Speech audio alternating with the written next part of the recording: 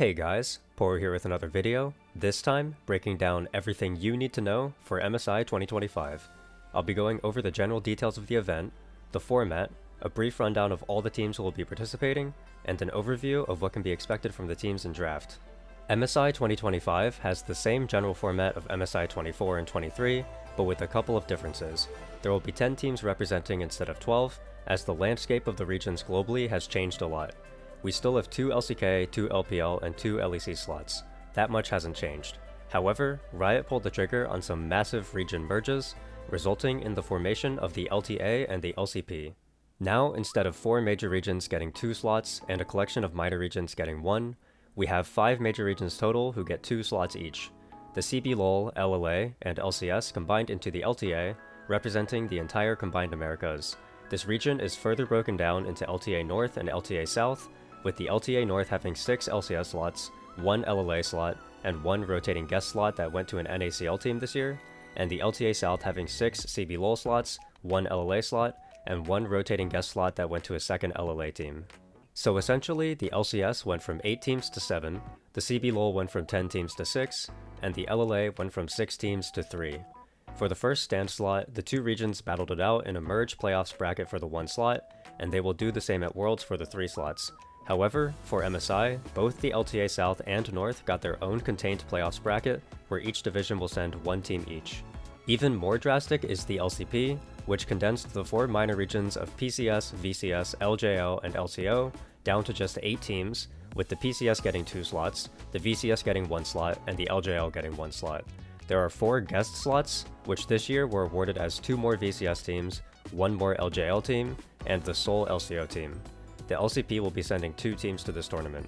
The other major change being made to this tournament's format is that it will be using full Fearless Draft, meaning that any champions picked in Game 1 will be banned for Game 2, all champions picked in Games 1 and 2 will be banned for Game 3, and so on. The tournament is split into 2 stages, a play-in stage and a bracket stage. The bracket stage has 6 teams who have already qualified, those being the top seed from the LCK, LPL, LCP, and LEC, as well as the representative from the LTA whose division won the winter playoffs, this time around being the LTA North, and a second team from the region who won first stand, that being the LCK. The remaining 4 teams, those being the second seeds from LCP, LPL, and LEC, as well as the LTA South representative, get placed into the play-in stage, which starts on June 27th at 3 PM EST due to the tournament being held in Canada this year. You'll be able to watch the event for free on YouTube, Twitch, and the LoL Esports website for official English broadcast, although there will also be broadcasts for each region's primary languages. Each language, except for Korean and Chinese, can be found on YouTube and Twitch. For Korean, I would recommend Soup TV, and for Chinese, I would recommend Tencent, which also goes by LPLQQ. There will also be a number of co-streamers who will be viewing the games on their respective live streaming platforms, and those full lists can be found on the Leaguepedia website. The play-in stage will look a bit different from last year, as there are only half of the teams. The format will be a relatively short best-of-5 double elimination bracket, where 2 series wins will qualify you into the main stage, and 2 losses will result in your tournament defeat. Both of the teams who qualified this way will be placed into Pool 4. Prior to the bracket stage, there will be a draw for the 8 teams. The LCK and LEC 1 seeds are in Pool 1, the LPL and LCO 1 seeds are in Pool 2, and the LTA North team and LCK 2 seed are in Pool 3. For the draw, Pool 1 teams will face off against Pool 4 teams, and Pool 2 teams will face off against Pool 3 teams in the first round, with region protection that stops teams from the same region being placed on the same side of the bracket. Once the draw is finished, the bracket stage will be an 8-team best-of-5 double elimination bracket, the only double elimination main stage of any modern League of Legends international tournament. Important to note is that there will be no Guardian Angel for the team in Grand Finals who qualified from the upper bracket. Once you're there, both teams have just 1 life. Now for the 10 teams who qualified. I'll be giving very brief rundowns of these teams here, but if you want a more in-depth breakdown for a specific team, you can check out my other MSI team videos series, where I give even more context and analysis for how teams could be projected to do. Also, as always, Riot released a new patch specifically for MSI, so there's a chance that the champion pools depicted in this video may not be what the teams want to pick on the new patch in the tournament. I'll go over these patch changes after, so don't worry about it too much now. The LCK 1 seed is Gen G, who are the reigning champions of MSI 2024 and have retained 3 of their players. The new additions to their roster this year are Ruler and Duro, a new bot lane. Keen, Canyon, Chovy, and Ruler are all highly accomplished legendary players who could be the centerpiece of any team they join, whereas Duro is a relatively new player who has only been in the LCK for a couple years total and is yet to play on an international stage. The expectation for this team is to win it all, and anything less would be an underachievement. The LCK 2 seed is T1, who are back-to-back Worlds champions. They kept 4 of the members from their core championship rosters, only swapping out their top laner Zeus for Doran, an LCK veteran who has reached LCK playoffs finals on 5 separate teams. The main talk of the town with this roster is their ADC slot, which has been going back and forth between Gumayusi and their young challengers ADC Smash. Both of the players split time in winter and spring, although Gumayusi has maintained control of the starting spot since mid-April. Due to this constant roster shuffle, the team's form has been up and down all year, although they looked primed and ready to win in their short spring playoffs run. If they keep that same playoffs form, they could be a contender to win MSI. If they show more of their regular season form, it may be difficult for them to win. The LPL 1 seed is Anyone's Legend, my personal favorite team at this tournament. They have a somewhat ragtag team of players who would not be expected to win an LPL title, but were able to prevail over the super team favorites due to their flexible champion Oceans and strong drafting. In true LPL fashion, AL is a team who looks to play aggressive often, and I would consider this team to be the third team who could potentially take home the title. The LPL 2 seed is BLG, a familiar face in the international scene for the past 2.5 years. The only change they've made this year is swapping out their jungler. They had Shun for a while in 2023 and 2024, then played with Wei in 2024 summer playoffs and some of 2024 Worlds. Then they had Wei for the start of 2025 until very recently, where they got Beichuan for the end of regular season and playoffs. Beichuan is a solid but not elite jungler in the LPL, and the team as a whole has been much more inconsistent than usual, with Bin and Elk especially having some of the bad performances in regular season. There are rumors floating around that the players were playing badly on purpose to protest Wei being on the team, which may explain why they looked better in playoffs, but it should still be made clear that BLG is likely not going to be in the conversation to win this tournament. In regards to the LPL and LCK though, it should be noted that the LPL had a significantly longer playoffs format, which means the LPL teams have more experience with the meta than the LCK teams do. Gen G played just 1 best of 5 for the entirety of June, for example, compared to BLG's 5. This may mean that LCK comes into the tournament looking more rusty than expected. The LEC 1 seed is Mkoy, who managed to triumph over both G2 and KC to get here. Mkoy replaced their mid laner Fresskowy with NA import Jojopyun and have been looking pretty solid all year. The team has a very interesting playstyle due to their top laner Merwin's champion pool, as he is more willing to pick ranged lane bullies than the other top laners, which then shifts Mkoy's draft priorities around. As far as expectations go, none of the Western teams should be expected to win the tournament. However, Mkoy is one of the ones who may have the potential to take down an Eastern team and place top 4. The LEC 2 seed is G2, a familiar face from EU at the international stage. The team's makeup has changed though, as jungler Yike was replaced by rookie Skewmont, and Mickey left the team as the spot was filled in by Lebrov, the support for the BDS rosters who made it to Worlds recently. G2 still have a very unique playstyle, with many unexpected champions and draft plans to find surprising edges. It should be noted though that G2 had an underwhelming regular season so far, only managing to turn it up at the right time in playoffs to make finals.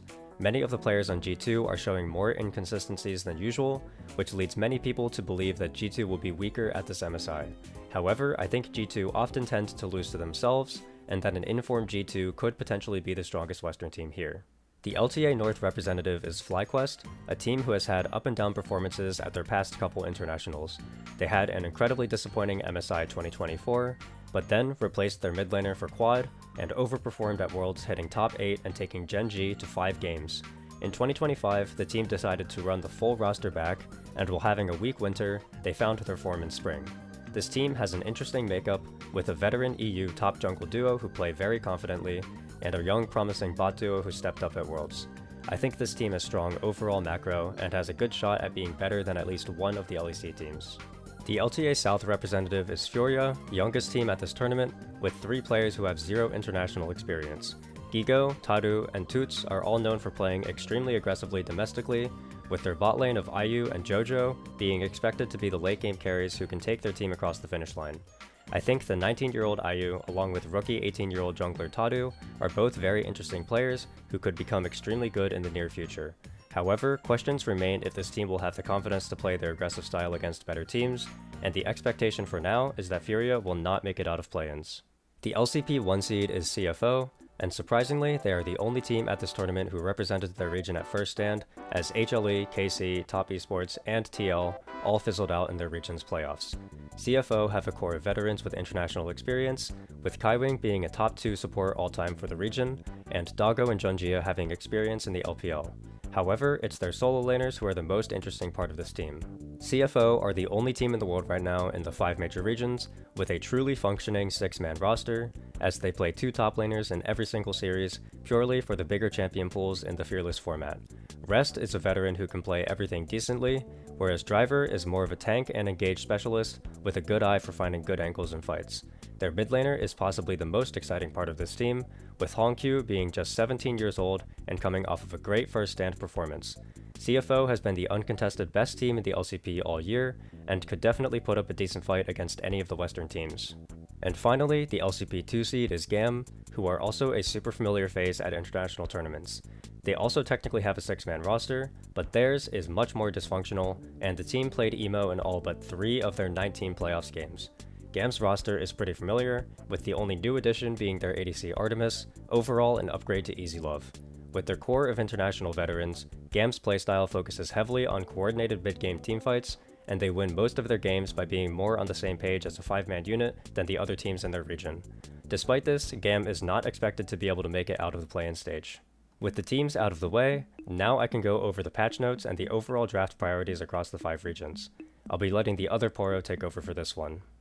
Okay, so here we can take a look at the MSI patch preview, as well as I made some general tier lists of what I think about each role. The tier lists are based mostly on what I saw globally from all the regions in playoffs. However, there's probably a chance that my personal opinion slipped in there somewhere, and there's also a small chance that I may have just forgotten a champion or two, although I did double and triple check the tier lists, so I hope not. Overall, they should be a fairly accurate assessment of what the region's draft priorities have been so far. But first, let's take a look at the patch preview. We've got some changes here for MSI. It's a relatively small patch. The Briar changes I don't think will affect pro play at all. Same thing with the Rammus changes. The rest of the changes could impact some things. Fiddlesticks is seen by some specific players as a playable champion, so seeing it get a small buff may motivate those players to try it out. The Gangplank Q cost, I don't think this will matter in pro play very much, but the R cooldown being decreased by 10 seconds may help, so that could possibly bring Gangplank back into the mix a little bit. We may see it more frequently when Gangplank has a good matchup in top lane and the enemy team has double immobile carries. The Aurelia changes are essentially just going to make her stronger early. I think that the one way that this could impact pro play is that we may see some players be willing to try to learn Aurelia as a Yorick counterpick. This Kindred change I don't think is that massive of a deal. We do have some really good Kindred players at this tournament, so this may motivate them to pick it more. And then the Nidalee changes are probably the most interesting. I think this obviously makes Nidalee top stronger, but I think this also might be enough of a change that some of the Nidalee jungle players that we have at this tournament may want to try it out. As far as the nerfs, I really don't think the Ryze nerfs will change too much, because notably, they did not change his E or his Q, which means that his wave clear should be untouched. It's just his early trading power that got hit a little bit. Then you have Twist of Fate. I also don't think this ultimate cooldown will change very much. I think that it seems that we're going to pick him will still pick him anyway, because by the time that you hit rank 2, the cooldown will be short enough that you'll be able to make one play in between each dragon and then still have the ultimate for the dragon setup, so I don't think this will matter very much. The Vi change could matter. Usually whether Vi is strong in the meta or not is entirely dependent on how her dueling and skirmishing goes early, so there's a chance that the passive shield change might hurt her into some specific matchups. Unfortunately, I don't know enough about the specifics of all of the Vi matchups to be able to tell for sure. And then finally, we have the Yorick change where he lost 3 armor. Obviously, this makes his matchups into most physical damage champions harder, but I don't think it'll matter too much, because most of the time when I see Yorick, it's either into matchups that he's guaranteed to win anyway. One of the very frequent Yorick matchups that I see a lot is Rumble into Yorick, for example, and losing 3 armor will not impact that matchup dramatically, so I would not expect this change to change very much. Yorick losing armor plus Aurelia getting the early buff is another reason for some players to pick up Aurelia, but for the most part, I kind of doubt that we'll be seeing Aurelia at all. So with the short patch out of the way, let's go and take a look at my tier lists for each role. I'm not going to go through them entirely because I don't want this video to end up being 30 minutes long, but we'll just go through a little short perusal. So this is my top lane tier list. It is roughly in order. It's not completely in order, but it's roughly in order. So meta defining means that when you pick this champion, it means it's like easy to pick early on if you want to, and then once you pick it, you shape your entire draft around it. Then we've got very strong, good pick, playable, and fringe. So in very strong, I've got Rumble, Yorick, Ambessa, Sion, and Ornn. The ones that people may consider to be meta defining would probably be Rumble and Yorick. Those are the two closest ones. For me, I think that Rumble is not exactly meta defining because the Yorick matchup is fine, and also people have, near the back half of the split, have figured out that you can match Rumble with Gwen. You can take an exhaust setup on Gwen and then match Rumble, so that means that Rumble's not exactly an unanswerable B1 anymore. Same thing for Yorick. There are a lot of answers that people have figured out for Yorick. For example, Sion, he can stack a lot of health against the ghouls, or Cho'Gath can feast the maiden. These types of picks make it so that way you have to be careful when you're just blind picking Yorick. I think other notable champions here could be Nidalee top is essentially an instant lane win into everything up here. You can pick it into the Sion, Ornn, Yorick, Rumble. You could pick it into most of these bruiser carries and you'll generate a very massive gold lead. Of course she falls off later, but it's just whether the teams think that having the free lane win and the gold advantage will be helpful for the draft. Galio is mostly here as an answer to Rumble, so it's not very frequently that we'll see Galio top. Most times when you see Galio top, it's because the enemy team first picked Rumble, and the other team thinks that Galio is a good answer into it. Up in playable, some notable ones for people who've been watching the last few years of internationals. K'Sante has received a bunch of nerfs. He's not the same champion that he was before. There's some other ones like the Mundo and the Swain and the Volibear. These are like very specific pocket picks for certain top laners at this tournament that I think they could bring out that have looked decent. Here in Fringe, you've got some interesting stuff. We saw one team flex the Neeko top. We saw Mkoy flex the Neeko top. Vladimir I have here mainly because there is a small chance that Keen or Flandre might want to play it. Those two have historically been very good at Vlad when Vlad is meta, and I think even Flandre tried it in Demacia Cup a couple of times. I have Fiora here mainly just because Bin exists. I have Mordekaiser here mainly just because of Whippo. The Warwick is here because even though BB didn't really get to play it that much, Mkoy were pretty set on basically permabanning it against him, so it must be good. And the same thing for the Ryze top here. I really don't expect it to be picked, but if it was picked, there are some good Ryze top players. Keen has always been very good at Ryze top, for example. Moving on to jungle, this is my jungle list. I think, again, there is a chance that Vi massively drops in priority because of the passive change. However, if the change doesn't end up mattering, Vi has been the most important jungler all year across all regions. Her numbers are just very, very good right now, so a lot of her weaknesses are basically completely covered, and specifically she has very good matchups into a lot of the junglers.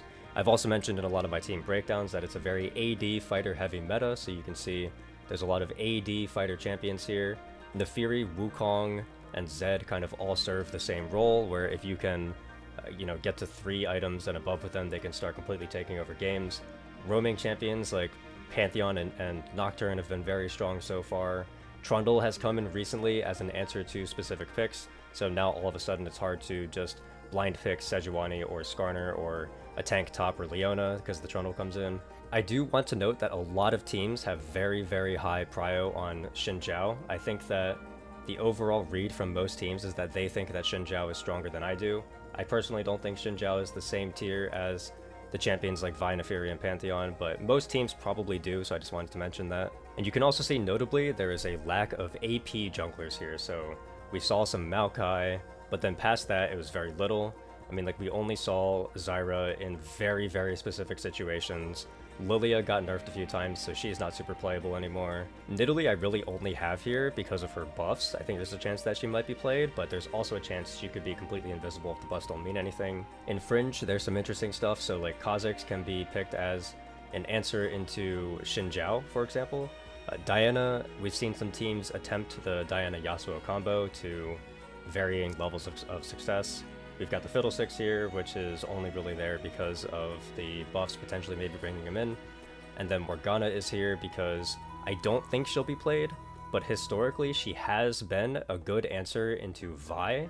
So if there's a chance that Vi is still the strongest jungler on the patch, there's a tiny chance we could see a team try to go for the Morgana answer, because there have been teams that have done that in past years, but most likely Morgana's too weak to pull that off, but I figured I'd throw it on there anyway. In mid lane and meta defining, I have the Azir Taliyah handshake. We've been seeing this constantly throughout all the regions. Pretty much every single region across the board has either been banning Azir and Taliyah, or they've been just completely handshaking it and playing those in your game 1, game 2 scenarios. They've been very important champions. However, they do play a little bit differently. Azir is more focused on front to back late game scaling, whereas Taliyah, you want to pair with some mid-game stuff. So for example, popular combos would be like the Nocturne Taliyah, Pantheon Taliyah. We see that stuff come around. Then you have Very Strong, and I think that as you start going down the list of mid laners, you can see very quickly why AD fighters are celebrating right now is because a lot of these mages pair very well with those fighters. So for example, Annie, not the greatest laner of course, but she enables a lot of the AD fighters, so you can pair Annie with basically any of those junglers that were on that list and they'll do really well. Ahri, obviously a super iconic Vi pairing, so as long as Vi's at the top of the meta and Ahri's playable, we're going to see Ahri a lot. Ryze, it kind of started by being popularized in the LPL, and then other regions started picking it up. Ryze has a lot of pushing power right now, so you can get a lot of prio that way, and then of course he's also very much like Azir in the sense that he can scale very well into late game for those front-to-back teamfight comps. And then again, you can see with the AP junglers being a little bit weaker, that also means that it's a little bit tougher to play AD mid laners. So if you want to play an AD mid laner, you're probably looking at Corki or Yone. We did see, okay, so Lee Sin is here. A lot of people might be surprised to see Lee Sin here, but we did see NIP, Doumbé was playing Lee Sin when his team needed an AD junglers to pair with, or an AD mid laner to pair with an AP jungler. So based on what I saw, it felt kind of playable, but you know, who knows. Tristana's been nerfed a bit, so she used to be a super popular AD mid, but she's not as strong as she was like last year. Jace, I mean, like we saw Zeka try it once and it didn't exactly look so hot, but you know, it pairs with Maokai. The Jace Maokai combo is certainly a thing, so we could see that. Down here at Fringe, we basically just have a lot of champions that people like maybe tried once to varying degrees of success. The Yasuo is here because of the Yasuo Diana combo, of course, but most likely, again, none of these Fringe champions will be pulled out unless it's a very specific scenario. Moving into bot, we can see that it's been a very 2v2 aggressive-centric meta, so that's why the Kalista and the Varus are on top. Ezreal also has very strong lane combos with lane-dominant supports like Karma. We've seen a rise in Senna lanes. Senna got some changes that made her very strong. She is probably the strongest late-game marksman right now. Of course, I'm not saying that she has like a necessarily stronger late game than Ezreal and Kai'Sa. I'm just saying, you know, if the game gets to 40 minutes or something, then the Senna win condition is real. Jhin, of course, always stable, can be picked into most matchups. Then you have some more specific stuff here, so Ashe is really only here if you're going to be playing Ashe Renata or Ashe Seraphine as your lane dominant duo. Smolder is here mostly as the handshake option when you're going Smolder versus Senna to match the scaling. Options like Corki and Tristana are really only here if you're looking specifically for a marksman with mobility, but the Ezreal, the Kai'Sa, and the Kalista are already out. Jinx is also something we're seeing in 4-5. Teams have decided that, you know, once these more lane-dominant marksmen come out, maybe there are more angles to be picking Jinx. Lucian can only really be picked in combo pieces with Nami, Braum, or Milio. Caitlyn, of course, you have the very powerful lanes like Caitlyn Lux, Caitlyn Nico. Draven received a mini buff based on the fact that we're in Fearless Draft, so the later the games go, the more comfortable Draven players can feel slamming that. Ziggs is playable into some of the strong champions right now, so Ziggs historically has had solid matchups into champions like Varus or Jhin. It's also seen as an answer to Xayah, so if any teams try to go for Xayah, it could be answered by the Ziggs. Sivir is basically like a worse form of Jinx, although we have seen teams try it. The most interesting one might be the fact that I have Misfortune all the way down here. Personally, there have been a lot of teams, specifically the LEC, who have had extremely high draft priority on the Misfortune. I don't understand too much. I feel like based on the other champions that are strong in the meta right now, Misfortune should be struggling. I understand the upside of her super high damage ultimate. I just don't really feel like it's a meta where it's easy to use her ultimate, so I feel like most of the times that I see this pick, it doesn't do that great. Down here in Fringe, we only have the Yasuo just in case IU picks it. Zeri's like an even worse version of Jinx and Sivir. Same thing with Aphelios. Anytime Jinx is strong, Aphelios is like maybe playable, but I doubt we'll see it. And then Nila's here because there are a few super high elo ADC players who claim that Nila is very strong, but we haven't seen it anywhere in the region so far, so wouldn't expect that either. And then taking a look at support, again, most of this stuff is based on combo pieces. Really the only support that I think you could freely pick in 1, 2, 3 whenever you want in any Fearless game, and then build your entire comp around it and have it be like a guaranteed working piece no matter what, would be Neeko. For example, Neeko can pair with any of the lane-dominant marksmen and do very well, so Kalista Neeko is probably the strongest bot duo on the patch. Varus Neeko is also very strong, but even more interestingly is that right now Neeko's numbers are so good that she can force prio when she has a weak ADC laner as well. So we've been seeing a lot of Kai'Sa Neeko. Of course, Kai'Sa is considered usually a weak laning champion because of her low range, but there have been a lot of teams who will just pair the Kai'Sa with the Neeko, and the Neeko is so strong at getting push and getting pressure in 2v2 that the Kai'Sa can just lane for free. So Neeko, very strong right now. Braum is also generally very good right now. With the super scrappy meta that we have right now with all the AD fighters, Braum does very well for those mid games. You have some standard engage options right now. Again, these champions do very well in scrappy metas.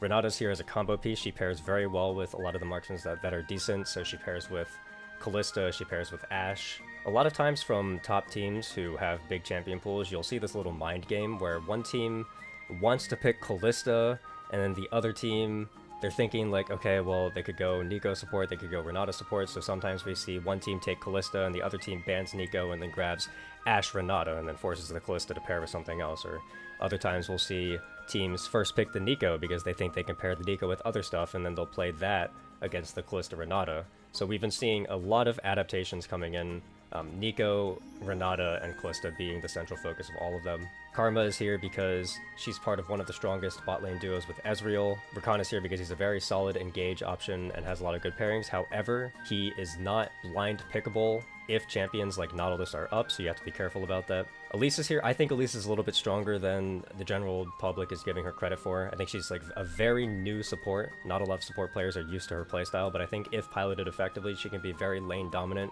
similar to some of these other ranged champions. Usually the thing with Leona and Nautilus is that Nautilus is better against champions with mobility, and Leona is better against immobile champions. Right now, there just happen to be more mobile champions in the meta, so Nautilus is going to be slightly higher prio than Leona, but Leona is certainly playable into a lot of comps. You have stuff like Seraphine here. That's mostly just the Ashe Seraphine lane. You have stuff here, teams have been trying to go like Kalista Ashe if they really want to win the lane. We've been seeing Blitzcrank combos with the Maokai Blitzcrank. Milio's here for Lucian Milio. You've got Lucian Nami, Caitlyn Lux. A couple of teams have been trying to survive lane with Shen if they are looking for a more topside oriented draft. Thresh can be a decent answer into champions like Leona and is like maybe playable to pair with Jinx drafts. Soraka Kalista is another lane option, not as strong right now, but it was super strong at points. I guess the only other note I would make for support is that I really don't think Lulu is super playable right now. I put it here because it's the type of champion that teams might want to pick, but I really don't think that Lulu is that strong right now, and I almost considered not putting it on the list at all. But yeah, that about does it for the draft priorities. Again, my opinion slipped in there a little bit, but for the most part, I tried to stay true to what all of the regions across the world globally were doing. This is a relatively small patch, so I expect a lot of the champions and draft priorities to be the same.